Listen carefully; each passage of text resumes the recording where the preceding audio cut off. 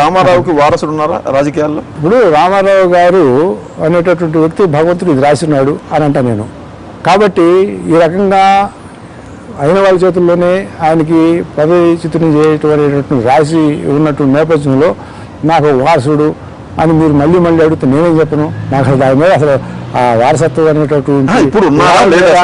బాలకృష్ణ ఎమ్మెల్యేగా ఉన్నారు, ఆయన మనోడు లోకేష్ ఉన్నారు. ఆ రకంగా వచ్చారా?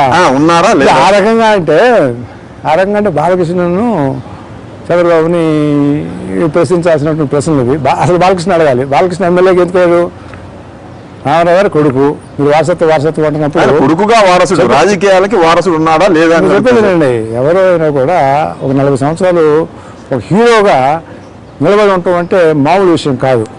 చాలా మంది వచ్చారు, చాలా మంది కలిసిపోతా ఉన్నారు. అది సినిమా వారసత్వం.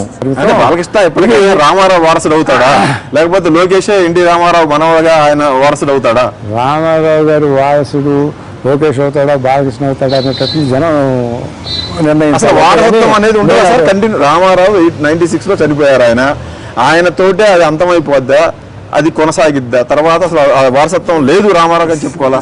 అసలు వారసత్వాన్ని నేను నమ్మట్లేదని నేను చెప్తాంటే మళ్ళీ వారసత్వం రామారావు తరఫు అన్నదానికి చెప్పాను. వాళ్ళందరూ వారసులు అయినా కానీ సాధించలేకపోతే చంద్రబాబు వారసుడుగా లోకేష్ సక్సెస్ అవుతాడా? వాళ్ళ శక్తి ఉంటే ఎవరైనా సక్సెస్ అవుతారు. వాళ్ళ శక్తి లేకపోతే ఏమి చేయలేము. అల్టిమేట్గా మళ్ళీ అది దానికి రాత కూడా ఉంటుంది అనేది అక్కడ యాడ్ చేస్తాను నేను.